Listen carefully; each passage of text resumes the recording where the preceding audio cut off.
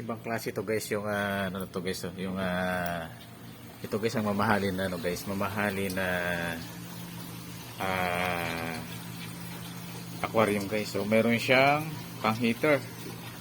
Ayan guys, para mawala yung amoy o lansa o lansa, yan. At saka meron siyang aircon guys ha. Hindi basta-basta. May aircon siya para dito sa tubig na dapat malamig para hindi mamatay yung mga isda. Ayan.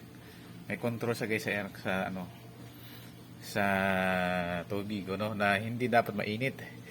Ano nga natin testing natin ay hindi naman siya lamig, pero siguro sa mga isda lamig na sila dyan kasi meron silang aircon. Yan.